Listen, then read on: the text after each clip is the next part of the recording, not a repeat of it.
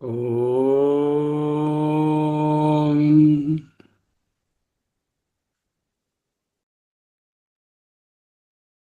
ఓం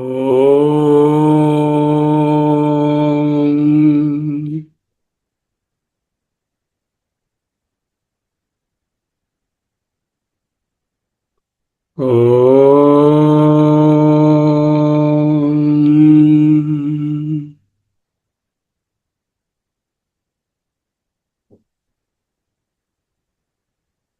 స్థిర సుఖమాసనం.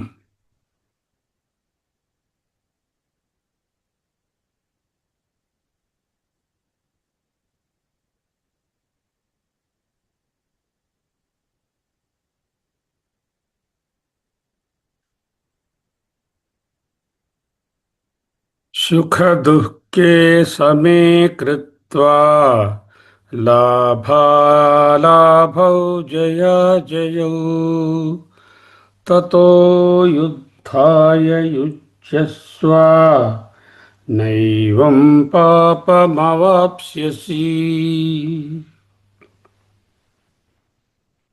సుఖ దుఃఖే సమే కృత్వా లాభాలాభౌ జయాజయౌ తతో యుద్ధాయ యుజ్యస్వ నైవం పాపమవాప్స్యసి.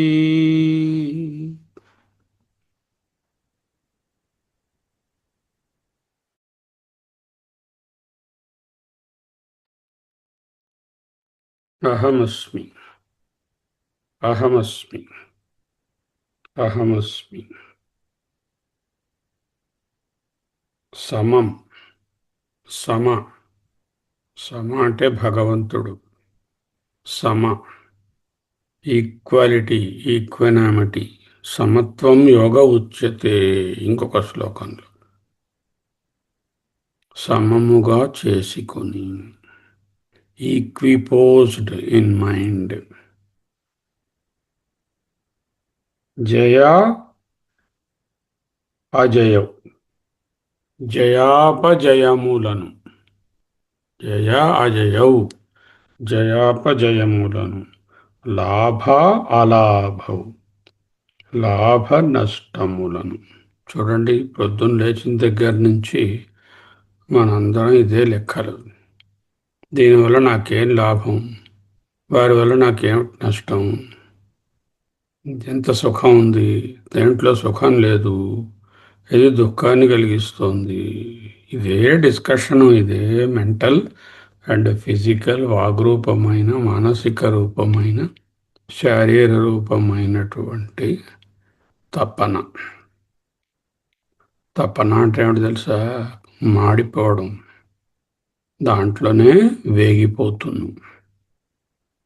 ఇక్కడ భగవానుడు జయా జయౌ లాభాలాభౌ సుఖ దుఃఖే,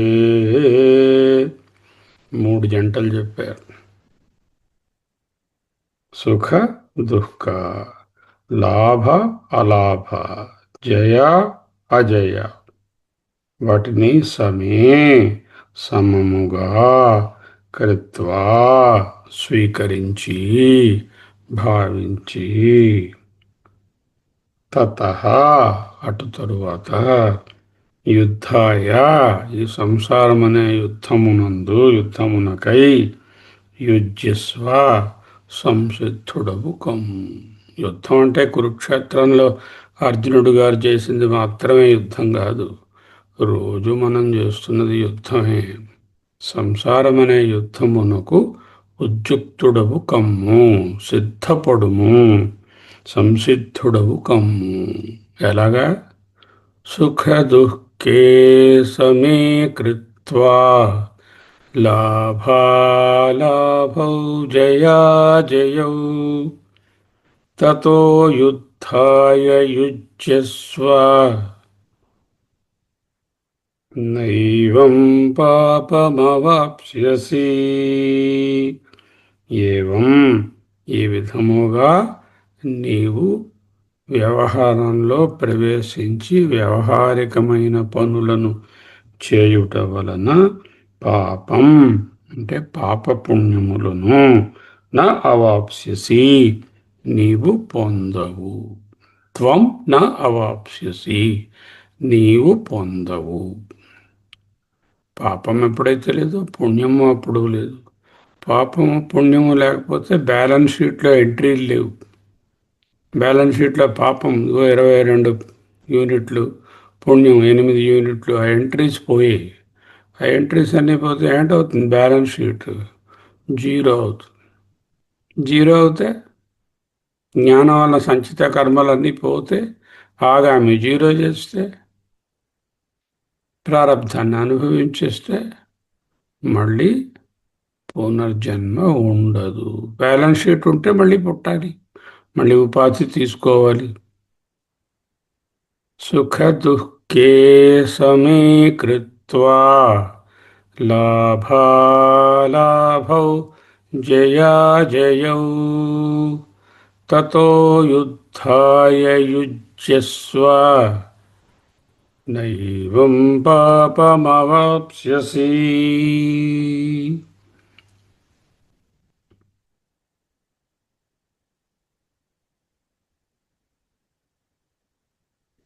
12వ శ్లోకం నుంచి 25వ శ్లోకం వరకు చాలా విపులంగా జ్ఞానయోగం గురించి, జ్ఞానం గురించి, వేదాంతం గురించి చెప్పబడినది.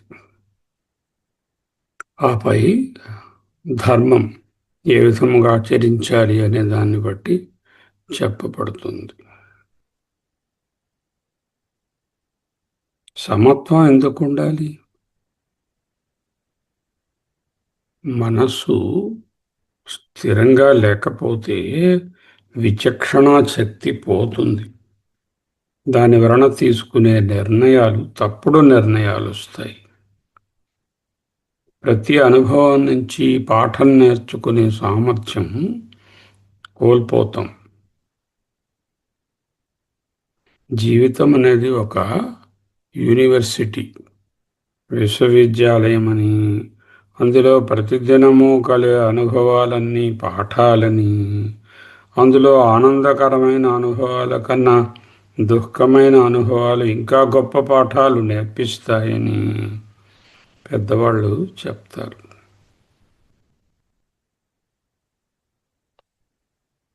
కత్తిని మెత్తటి స్పాంజ్ మీద రుద్దితే షార్పెన్ అవ్వదు.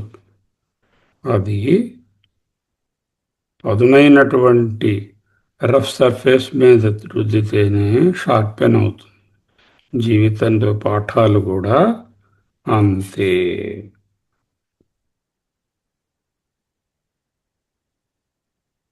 సుఖ దుఃఖే సమే కృత్వా అంటే నీ విచక్షణ జ్ఞానాన్ని పెంచుకో. ఇమోషనల్ కోషెంట్ అంటారు, ఈక్యూ, నాట్ ఐక్యూ. ఈక్యూని పెంచుకో. జయాపజయములను సమానంగా భావించు. ఈ మానవ మాత్రుడికి ఎవడికి ఎప్పుడూ విజయమే కలుగదు, ఎప్పుడూ సుఖమే కలుగదు, ఎప్పుడూ లాభమే కలుగదు. ఈ రెండు కలిసే వస్తాయి. ఒకటి దాని వెనకాల ఒకటి పొంచి ఉంటుంది. లాభాలాభం, లాభ నష్టాలు, జయాజయవు, జయాపజయాలలో సమత్వాన్ని కలిగి ఉండు. చాలా ముఖ్యమైనటువంటి ఇన్స్ట్రక్షన్. ఎలా ఏదైనా సాధించుకోవాలో బోధించడం లేదు. సాధించుకునేటప్పుడు ఏర్పడే విభిన్న అనుభవాలను సమంగా తీసుకోవాలి అంటూ చెప్తున్నారు. ఎందుకు? నిర్దోషం హి సమం బ్రహ్మ. సమం అంటేనే బ్రహ్మ, బ్రహ్మ అంటేనే ఆత్మ. సమత్వంలో ఉండడమే ఆత్మతత్వంలో ఉండడం. వేరే ఒక మూట కాదు కదా ఆత్మతత్వం అంటే. తతః ఈ విధంగా నీ యొక్క మనసును సిద్ధం చేసుకుని నీ ఇమోషనల్ కోషెంట్ని ఎక్కడో చాలా ఎత్తుగా పెట్టుకొని యుద్ధాయ యుజ్యస్వ, జీవితం అనే సమరంలో చక్కగా సంసిద్ధుడివై ప్రవేశించి వ్యవహారాన్ని నడుపుకో. ఈ విధంగా చేయడం వలన ఏవం ఈ విధముగా చేస్తే నా పాపం అవాప్స్యసి నీకు పాప పుణ్యములు అంటవు. ప్రాపంచిక విషయాలలో వ్యవహారంలో జయాపజయాలు సుఖ దుఃఖాలు లాభాలాభాలు కలుగుతూనే ఉంటాయి. వాటికి పొంగిపోకుండా కృంగిపోకుండా ఉండగలిగితే అదే ఆధ్యాత్మికంగా నిలిచి ఉండడం, అదే ఆత్మతత్వం.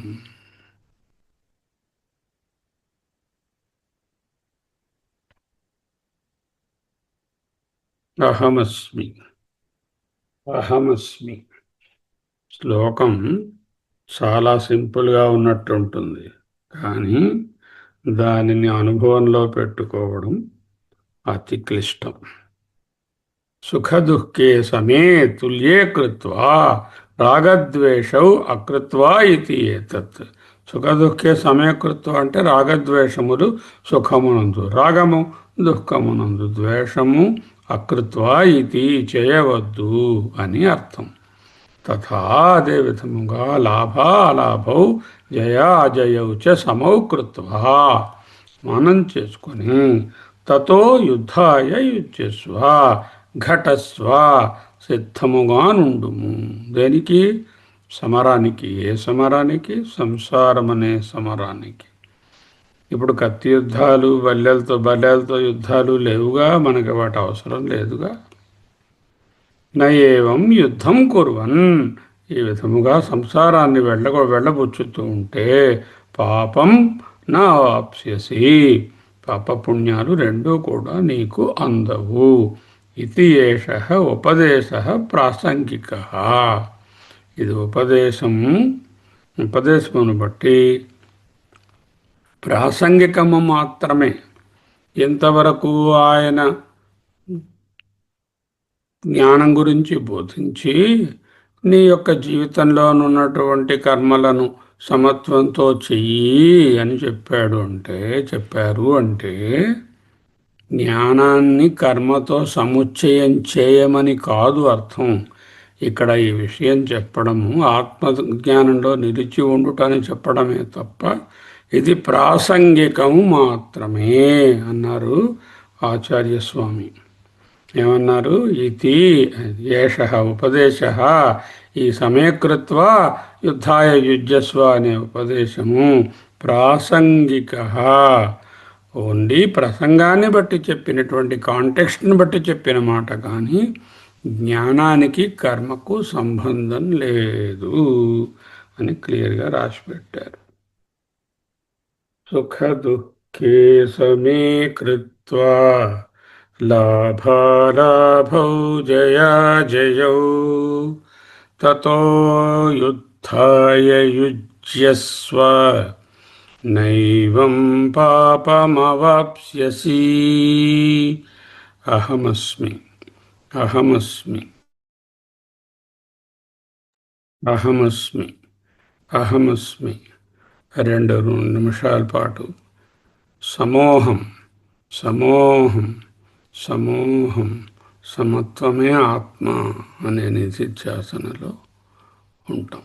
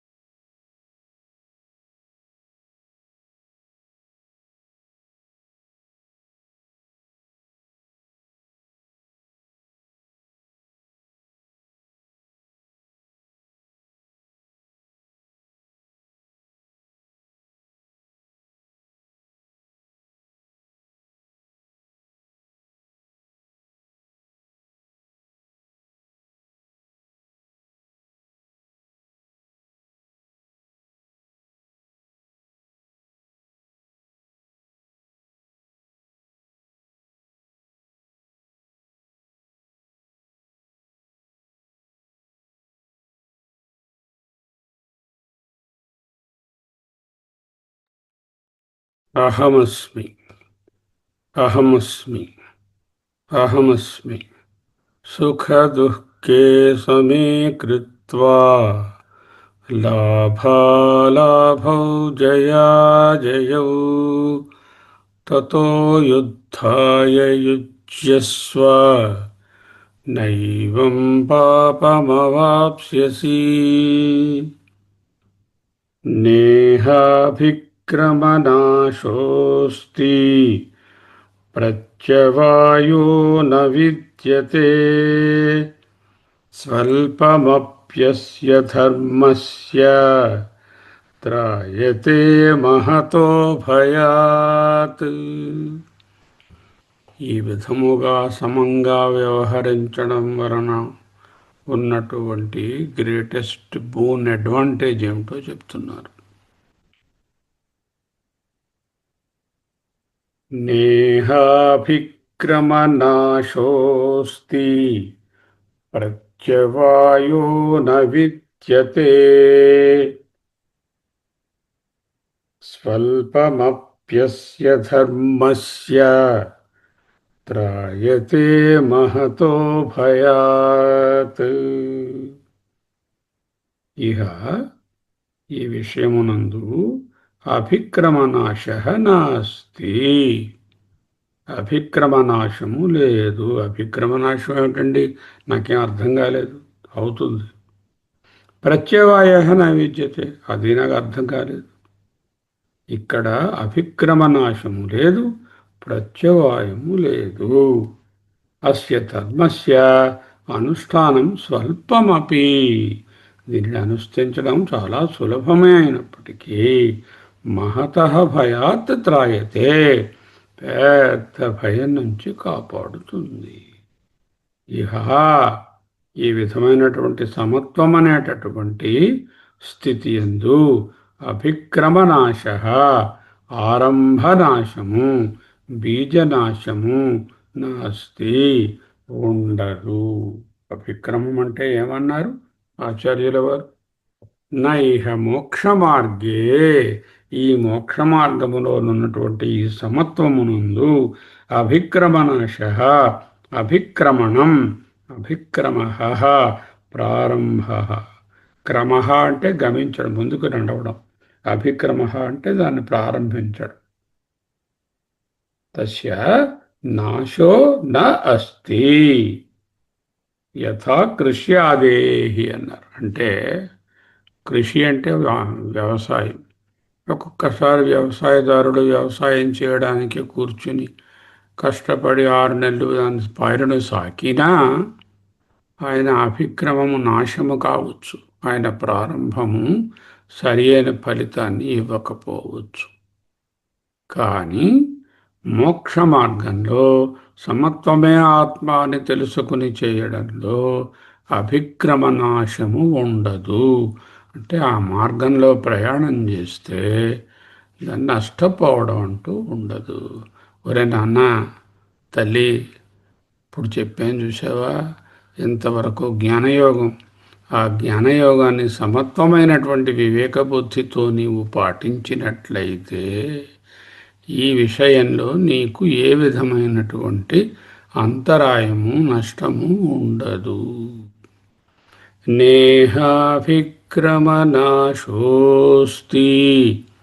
సరేనండి, ఒక్కొక్కసారి మంచి ఫలితాలు వస్తున్నా దాంతో బై ప్రోడక్ట్గా చెడు ఫలితాలు కూడా వస్తూ ఉంటాయి.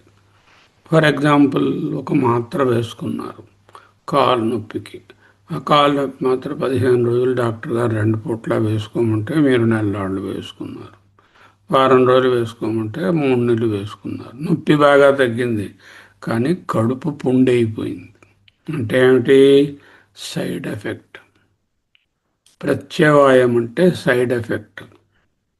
రియల్ ఎఫెక్ట్ వస్తూనే దాంతోపాటుగా సైడ్ ఎఫెక్ట్ కూడా వస్తుంది. ఈ విషయంలో సైడ్ ఎఫెక్ట్స్ ఏమీ లేవయ్యా. ప్రత్యవాయో న విద్యతే, there is no side effect for ఆత్మజ్ఞాన.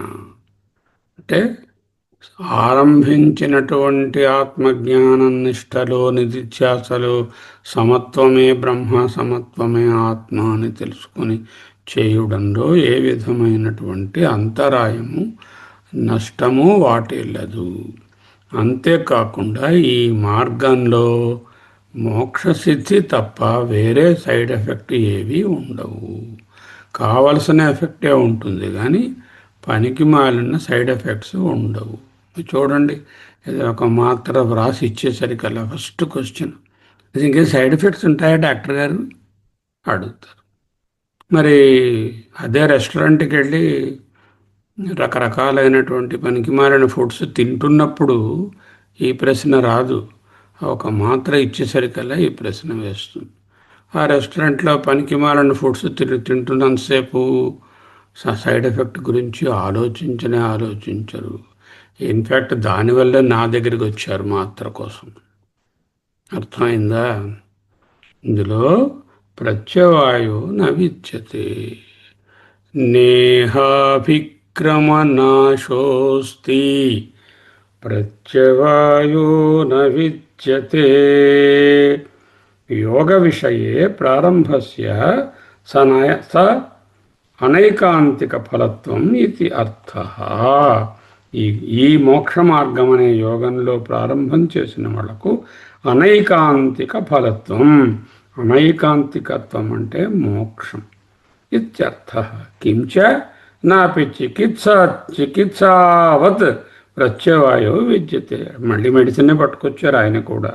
కించ ఇంకా ఏమంటే నాపి దీని యందు చికిత్సావత్ వైద్యము చేస్తున్నప్పటి వలె ప్రత్యవాయ ఎప్పుడో ఒకప్పుడు సైడ్ ఎఫెక్ట్ వికటించవచ్చు వైద్యంలో. ఆ విధంగా విపరీత ఫలం ఇవ్వడానికి కూడా ఈ యోగంలో, ఈ ఆత్మజ్ఞానంలో, ఈ సమత్వంలో లేదు. కింతు ఇంకా ఏమిటి, ఇంకా దీని యొక్క కింతు భవతి, ఇంకా దీని యొక్క విశేషం ఏమిటి? స్వల్పమపి అస్య ధర్మస్య అనుష్ఠితం త్రాయతే రక్షతి మహతః భయాత్. మహతః భయాత్ అంటే సంసార భయాత్, జన్మ మరణాది లక్షణాత్ త్రాయతే, రక్షతి, రక్షిస్తుంది. Prescription is very simple, but the effect of the prescription is infinite. స్వల్పమప్యస్య ధర్మస్య. ఈ సమత్వం అనేటటువంటి సమత్వం యోగ ఉచ్యతే అని ఇంతవరకు చెప్పినటువంటి విచక్షణ జ్ఞానంతో పాటుగా సమత్వాన్ని జోడించి జీవితాన్ని సాగించిన వారికి అభిక్రమనాశము లేదు. అంటే వాళ్ళ ప్రారంభము వృధా పోదు. ఒక్కొక్కసారి వ్యవసాయదారునికి ప్రారంభించిన వ్యవసాయము వృధా పోవచ్చు, కానీ వృధా పోదు. ఒక్కొక్కసారి వైద్యుడు గారు ఇస్తున్నటువంటి మందు వలన సైడ్ ఎఫెక్ట్స్ వచ్చినట్టుగా ఇక్కడ ప్రత్యవాయము న విద్యతే, సైడ్ ఎఫెక్ట్స్ ఏమీ లేవు. చూడండి ఎలాంటి ధర్మము ఇది. కానీ మనం పాటించినట్టయితే నిధిధ్యాసనల నుండి సమత్వం యోగ ఉచ్యతే అని తెలుసుకొని సమంగా సుఖదుఃఖే సమయకృత్వ లాభాలాభౌ జయాజయౌ తతో యుద్ధాయ యుజ్యస్వ అంటే సంసారమనే యుద్ధంలో ప్రవర్తించు అని చెప్పిన మార్గమునకు అందులో వెళ్ళిన వాళ్లకు ఆరంభం చేసిన వారికి దానికి ఫలితం రాకపోవడం అంటూ ఉండదు. అనైకాంతికత్వం ఫలితంగా వస్తుంది మోక్షం. రెండవది, దీనివల్ల ఏదైనా చెడిపోతారా, సైడ్ ఎఫెక్ట్స్ ఏమైనా వస్తాయా?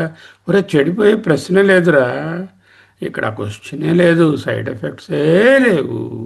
ప్రత్యవాయో న విద్యతే. పోనీ చాలా కష్టమా?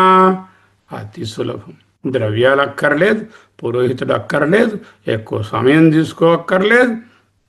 ఎప్పుడో వచ్చే జన్మలో మనం చనిపోయిన తర్వాత వస్తుందనేటటువంటి పోస్తమ స్థితికి వెయిట్ చేయక్కర్లేదు. ఇక్కడికిక్కడే ఇప్పుడే ఏ విధమైనటువంటి కాంప్లికేషన్స్ లేకుండా అతి సింపుల్ ప్రిస్క్రిప్షన్ రానా ఇది.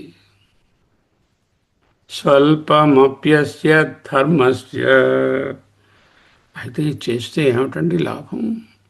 మళ్ళీ లాభ నష్టాలు అంటున్నావు. సరే అయినా చెప్తాను విను.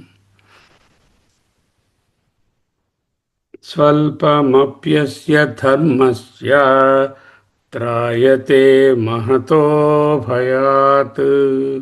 మహాభయము నుండి, మహాభయం ఏమిటి? మరణం.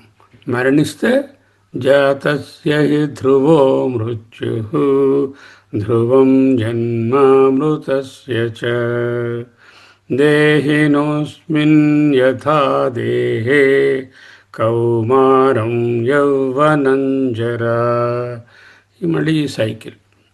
ఆ సైకిల్లో పడేటటువంటి భయము ఉండనే ఉండదు. అంటే పునర్జన్మ రాహిత్యం, పునర్జన్మ ఉండదు. సంసార భయాత్ మహతః భయాత్ సంసార భయాత్ జన్మ మరణాది లక్షణాత్ త్రాయతే రక్షతి. ఈ ధర్మము అస్య ధర్మస్య అనుష్ఠితం స్వల్పమపి. ఈ ధర్మము అంటే ఈ మార్గము, ఈ మోక్ష మార్గాన్ని అనుసరించడం అతి simple, not a complicated process. వివేకాన్ని ఉపయోగించి సమత్వాన్ని పొంది వివేకంతో అనాత్మ విషయాల నుంచి దూరంగా ఉండడం, ఆత్మని నేనని తెలుసుకోవడమే మార్గము. ఆ విధంగా చేస్తే త్రాయతే మహతో భయాత్. బ్యూటిఫుల్ శ్లోకం, ఎవర్ చెరిష్డ్.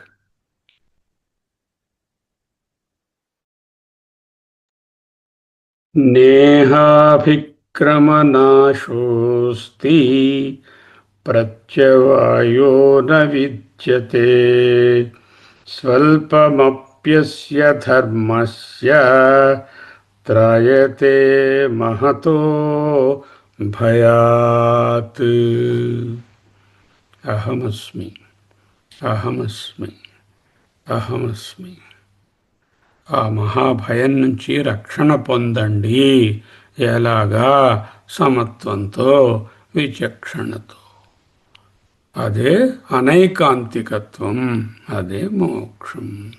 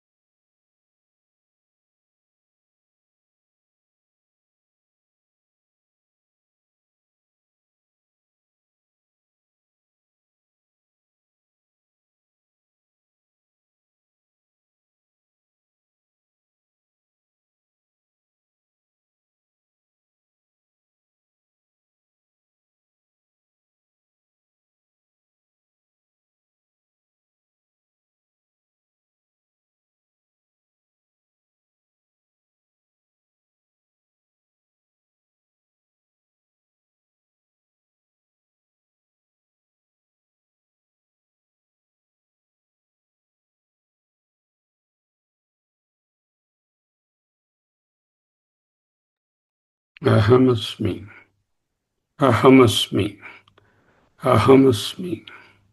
సోహం సోహం సోహం సోహం. శివోహం శివోహం శివోహం.